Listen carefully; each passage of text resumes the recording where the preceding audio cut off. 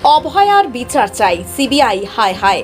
ক্ষমতা দখলের ঘৃণ্য রাজনীতি নিপাত যাক, আমার বোন বিচার পাক। সত্যিই যদি বিচার চান, জোট বেঁধে সিবিআই অফিসে যান। এবার এমনই একাধিক স্লোগান তুলে কলকাতার আরজিকরের ঘটনার প্রতিবাদে পুরুলিয়া জেলার পুঞ্চা ব্লক এলাকায় পথে নামল তৃণমূল কংগ্রেস। পুরুলিয়া জেলা পরিষদের সহ সভাধিপতি তথা বর্ষিয়ান তৃণমূল নেতা সুজয় ব্যানার্জির নেতৃত্বে এদিন পুঞ্চা ব্লক এলাকায় দলীয় নেতাকর্মী ও সমর্থকদের সঙ্গে নিয়ে একটি বিশাল বিক্ষোভ মিছিল ও অবস্থান বিক্ষোভ কর্মসূচি অনুষ্ঠিত হয়। উপস্থিত ছিলেন রাজ্যের পশ্চিমাঞ্চল উন্নয়ন পর্ষদের মন্ত্রী সন্ধ্যা রানী টুডু সহ পুঞ্চা ব্লক তৃণমূল কংগ্রেসের নেতৃত্ববৃন্দরা। আমরা আজকের যে মিছিল, এই জুলুস এবং মিছিল, এটা হচ্ছে একটা প্রতিবাদী মিছিল। এই মিছিল আমাদের যে আরজি করের যে ঘটনা, সেই ঘটনার আজকে সিবিআই এর হাতে 19 দিন হতে চললো, কিন্তু সিবিআই এখনো পর্যন্ত কোনো কিছু করেনি। দেশের একটি সর্বোচ্চ সংস্থা, তদন্তকারী সর্বোচ্চ সংস্থা, তাদের এমনি ঢিলাঢালা আমাদের পছন্দ নয়।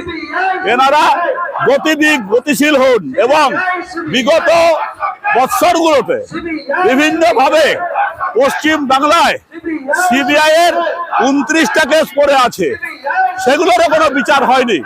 তাই আমাদের ভয় এবং আমাদের ভাবনা, মানুষের ভাবনা, এটা সিবিআই কে দিয়ে পাছে আমার বোনের বিচারটা আর না পায়, সেই ভাবনায় আমরা আশঙ্কিত। সিবিআই এর প্রতি আমাদের যেটা আবেদনটা চেকটাই যে সিবিআই একটি সর্বোচ্চ তদন্তকারী সংস্থা।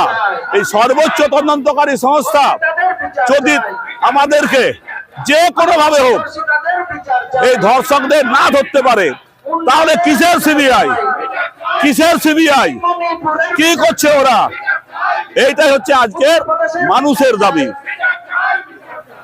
দেখুন, যারা আমাদেরকে কাঠগড়ায় আছি বলে বিবেচনা করেছে এবং করে চলেছে, তারা কন্টিনিউয়াসলি ফেক নিউজ চালাচ্ছিল এবং আমাদের সরকারের বিরুদ্ধে প্রত্যেক জায়গায় আপনারা দেখতে পাবেন। এবং এবার আর পরিষ্কার দেখবেন, মানুষ কিন্তু এটাকে অ্যাকসেপ্ট করেনি। সেদিন যেমন ছাত্ররা বলল ছাত্র সমাজ নবান্ন অভিযান, তো এই ছাত্র সমাজ নবান্ন অভিযানে দেখা গেল ছাত্র নাই, বাকি সবাই আছে। এই তো অবস্থা আজকে পশ্চিম বাংলায়। তো এইটা আমাদের বিরুদ্ধে যেভাবে আমরা চুপ দিয়েছিলাম, তার কারণ সরকার হয়ে আমাদের বলার সেই সময় বক্তব্যটা পরিষ্কার যে ওরা বলবে যে পিঠ বাঁচাতে। তো পিঠ বাঁচানোর গল্পটা 19 দিন সিবিআই আসার পর, দেখুন আমি আপনাকে বলি, 9 তারিখে ঘটনা ঘটে, 13 তারিখে সুপ্রিম কোর্ট অর্ডার দেয়, তারপর থেকেই সিবিআই নামে। এখন ওদের বক্তব্য হচ্ছে একটাই, যে তছরূপ করা হয়েছে, বিভিন্ন ডকুমেন্ট মিলিয়ে দেওয়া হয়েছে, ইত্যাদি ইত্যাদি। তো আমার বক্তব্য হচ্ছে, তদন্ত করছে কে? সিবিআই। তো যদি ওরা তাই মনে করে যে কেউ তছরূপ করেছে, কেউ কোজা করেছে, তো তাদেরকে অ্যারেস্ট করুক। আমরা তো বলিনি যে অ্যারেস্ট করা বন্ধ বা হ্যাঁ, আর আমাদের বললে শুনবে কেন? সিবিআই আজকে শুধু এইখানে নয়, সারা পশ্চিম বাংলায় আমার কাছে যে হিসেব আছে, তাতে 29টা কেস সিবিআই আন্ডারে আছে পশ্চিম বাংলায়। আজ পর্যন্ত একটারও কোনো বিচার পাওয়া যায় নাই। অতএব আমাদের ভাবনা এবং দুর্ভাবনা যে একটাই, যে বর্তমান যে অবস্থা, তাতে আমার বোনটি বিচার পাবে কিনা সিবিআইয়ের হাতে, সেটাই সন্দেহ। তার কারণ সিবিআই দেখুন, এইখানে পরিষ্কার দেখুন, কেন্দ্রীয় সরকারের তোতা পাখি সিবিআই। পাবলিক বলছে, আমি বলি নাই, জনতা বলছে, জনগণ বলছে যে আজ পর্যন্ত কিছু হয়নি। সেই অনিতা দেওয়ান, সেই বিভিন্ন জায়গায় সারা পশ্চিম বাংলার যতগুলো সিবিআই আছে, একটারও হয়নি। পরিষ্কার আমি আপনাকে বলছি, আমরা সিবিআই এর কাছে দাবি করছি এই কেসটাও যেন সেরকম না হয়, তাহলে আমাদের রাজ্যকে দোষ পেতে হচ্ছে।